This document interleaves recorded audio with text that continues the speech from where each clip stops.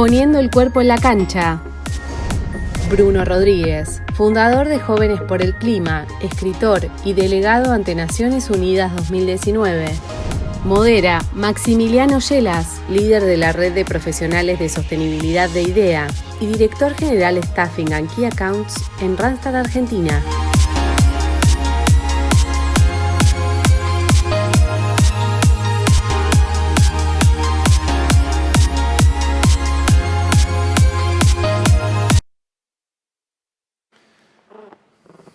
¿Cómo andas, Bruno?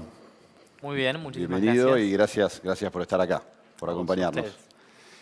Bueno, quiero arrancar remontándome a febrero de 2019. En ese momento en Europa había marchas en las principales ciudades europeas con jóvenes que se movilizaban los viernes, 10.000, 20.000, 30.000 jóvenes pidiendo por el cambio climático. Y en febrero del 2019, vos junto a otros compañeros estaban fundando Jóvenes por el Clima. En marzo convocan a una marcha, a una movilización frente al Congreso, por redes sociales, 5.000 personas, logran que lo reciba el presidente de la Cámara de Diputados, presentan por la mesa de entrada del Senado proyectos ambientales, y en julio se obtiene, después de que ustedes participen, les dan participación en la discusión, en los debates, se obtiene en julio del Senado una declaración de emergencia ambiental y ecológica y a fin de año una ley. Y esa declaración de emergencia ambiental y ecológica es la primera en América Latina. Entonces acá te pregunto, me parece impactante este recorrido y vos con 18 años, ¿qué te motivó? ¿Qué te movió a vos personalmente para arrancar y para generar todo esto? Bueno, primeramente, muchísimas gracias por el resumen histórico. La genealogía de Jóvenes por el Clima Argentina, el origen de por qué nos involucramos a construir esta expresión de activismo socioambiental, se basa en algo que, digamos, fue un baldazo de agua fría para nuestra generación, que fue el hecho de poder unir a los conceptos de justicia social con justicia ambiental. Vemos que el cambio climático no se traduce únicamente en la imagen del oso polar en la punta de un iceberg, sino que también se traduce, por ejemplo, en los terribles efectos que acarrea este fenómeno sobre los sectores sociales históricamente relegados, sobre los sectores poblacionales en situaciones de extrema vulnerabilidad social. Cuando vemos una inundación, cuando vemos las olas de calor, vemos que son fuertemente más impactados este tipo de sectores y es por lo tanto también que decidimos involucrarnos y sobre todo también porque nuestro futuro está pendiendo de un hilo a partir de esta crisis. Y escucho que estamos a 10 años de un punto de no retorno, ¿no? ¿Esto es tan así? O sea, ¿realmente nos quedan 10 años? Bueno, en 2018 se publicó el informe titulado 1.5 del Panel Intergubernamental de Expertos sobre Cambio Climático, que es el organismo científico más importante del sistema de Naciones Unidas que aborda esta temática. Y se habló en ese momento de que a la humanidad le queda una ventana de oportunidad calculada en una década para llevar adelante transformaciones estructurales en nuestro sistema de producción y de consumo, principalmente en el sistema energético y en la producción de alimentos, que son los dos factores detonantes de las emisiones de gases de efecto invernadero.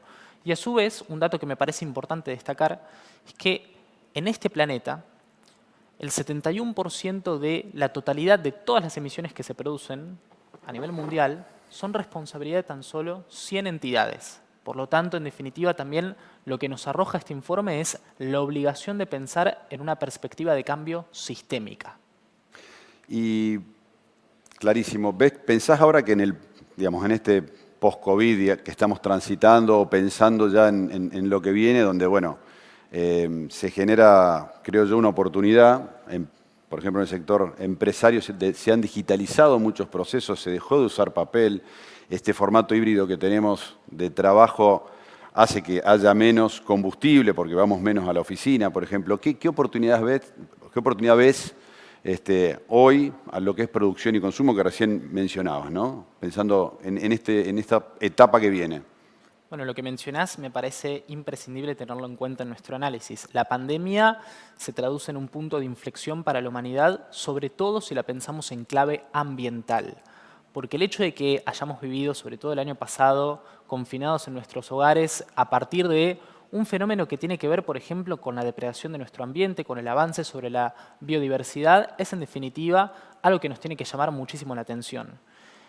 Nuestros formatos de consumo, nuestros patrones actuales y las maneras que tenemos de llevar adelante la producción no están siendo sostenibles con los límites físicos del planeta. Por lo tanto, aquellos cambios vinculados con los avances de la tecnología y también con la modificación en el patrón de conciencia de la población es algo que merece nuestra atención de manera superlativa. Por ejemplo, algo que me parece importante destacar en cuanto a fenómenos que se generaron durante el periodo pandémico, sobre todo del año pasado, es que se dispararon las ventas y el consumo particular de bolsones de frutas y verduras agroecológicas. La ciudadanía empezó a revisar justamente cuáles eran sus prácticas al interior de sus hogares y no solamente en el plano de los alimentos, que ya de por sí, por ejemplo, comprar un bolsón de frutas y verduras agroecológicas no solamente tiene un impacto ambiental, sino que también tiene un impacto social. Sino que también, por ejemplo, con la cuestión de los residuos. Las personas empezaron a analizar cómo separan en origen los residuos, cómo esa práctica en definitiva aporta a esta lucha. Y en ese sentido me parece que la pandemia sí o sí la tenemos que visualizar, no solamente como un momento de cataclismo social, sino que también como una ventana de oportunidad que no podemos dejar pasar. Sin duda que es una oportunidad. ¿Cómo ves la articulación? Porque me parece que creo que en esto que vos estás comentando, el diálogo entre todos los sectores es muy importante, ¿no? ¿Y cómo ves la articulación sector público, organizaciones sociales, gremios, sector empresario? ¿Qué opinás? Bueno, la crisis climática y ecológica no solamente se basa en el desafío monumental que tiene la humanidad de transformar estructuralmente sus sistemas de producción y de consumo, sino que en definitiva también de cambiar por completo las reglas de juego en la cuestión social, en nuestro sistema político.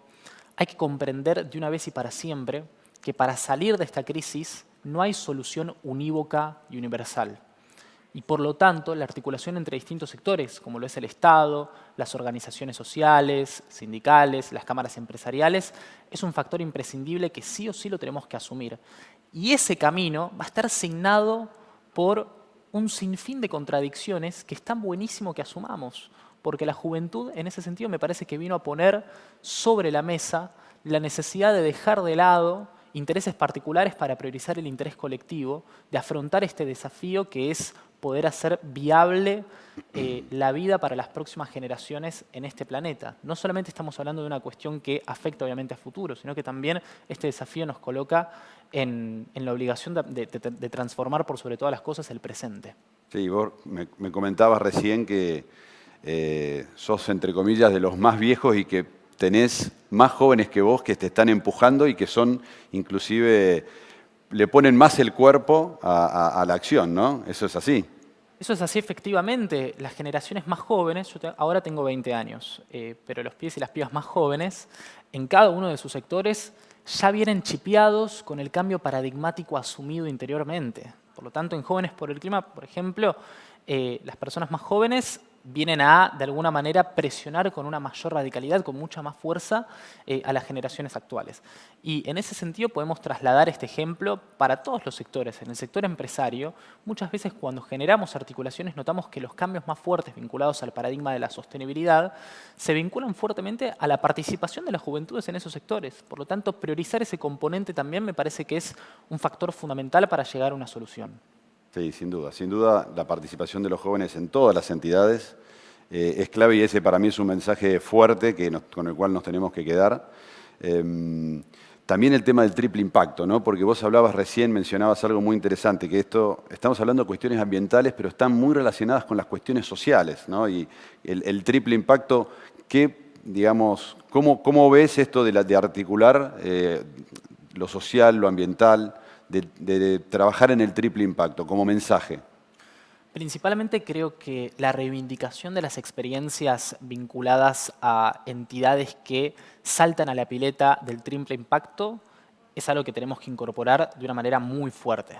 Sobre todo porque ahí hay una fuerte participación a su vez de las juventudes, en llevar adelante el paradigma acerca de cómo las empresas tienen en definitiva también una responsabilidad con la situación social que atraviesa nuestro país y con la situación obviamente ambiental. Por lo tanto, en ese sentido creo que nuestra intervención en ese terreno como jóvenes se tiene que fortalecer en el tiempo. Yo creo que la solución al cambio climático, la solución a este fenómeno de colapso ecológico, como dije anteriormente, viene de la mano de articulación entre distintos sectores, pero también viene de la mano de una transformación muy fuerte del mindsetting de todas las entidades en general. Por ejemplo, cuando hablamos acerca de una empresa particular, de un sector, ya sea el sector de la explotación de los combustibles fósiles o el sector de la agroindustria, estos dos sectores muy fuertes en la creación de esta situación que vivimos en términos ambientales, bueno, yo creo que ahí, en ese sentido, los jóvenes van a tener una responsabilidad realmente muy importante de llevar adelante esos cambios en esas entidades, en esos sectores productivos, porque si no, no nos queda futuro. Pero por mi parte, lo único que me queda es esperanza, porque veo que hay un recambio generacional, que es una marea, y que no va a parar de avanzar. Sí, sin duda este movimiento, esta marea, como vos decís, está y hay que acompañarla, hay que incluir a los distintos sectores en ese diálogo para poder escucharnos. Ya para ir cerrando, hoy, ¿en qué estás trabajando de legislación, digamos? ¿Qué acaba de salir la ley de educación ambiental hace poquitito en Argentina? ¿En qué están trabajando ustedes hoy? Bueno, actualmente estamos trabajando sobre todo en la implementación de las normas vigentes. En Argentina tenemos un andamiaje legal en materia ambiental que es realmente un ejemplo en toda América Latina, pero necesitamos que se efectivicen los mecanismos de implementación de aquellas normas. Pero a su vez, por ejemplo, estamos llevando adelante nuestro activismo socioambiental para que se apruebe una ley de humedales y una serie de instrumentos de ordenamiento territorial que protejan ecosistemas vitales de nuestro país en función justamente de poder viabilizar un sistema político, un sistema de políticas públicas que vayan en sintonía con esta agenda de reivindicaciones de demandas de la juventud. Y por supuesto también el trabajo más fuerte en el que estamos invirtiendo sobre todo nuestro tiempo es en unir a distintos sectores, a la industria, a las empresas, a los jóvenes, a los movimientos sociales, para que nos podamos sentar en una mesa y pensar cómo salimos del colapso. Me parece excelente ese mensaje también. Y ya para ir cerrando, ¿qué mensaje, qué le dirías a quienes nos están escuchando, a los jóvenes, a los líderes de hoy, pero líderes de mañana, de empresas? ¿Cuál sería el llamado a la acción? ¿Qué les dirías? ¿Cómo los movilizamos? Dos cosas. Primero, recordar que todo proceso de transformación social que vivió este país estuvo fuertemente caracterizado por la participación de la juventud. Y a partir de ese resumen histórico, de ese diagnóstico, tenemos que entendernos como héroes de nuestro propio tiempo, como guardianes del presente y no como líderes del futuro. Por lo tanto, me parece que en ese sentido, las juventudes de la hora, si se involucran en la transformación actual de las condiciones actuales, van a poder asegurar un porvenir que sea viable para nosotros e incluso también para las próximas generaciones. Bueno, Bruno, la verdad que un placer charlar con vos. Nos llevamos este compromiso. Tenemos que trabajar, tenemos que seguir dialogando. Esta articulación que vos mencionabas, el involucramiento de los jóvenes en las distintas instituciones. Así que bueno, a seguir trabajando por eso. Muchas gracias por acompañarnos. Muchísimas gracias. Un placer.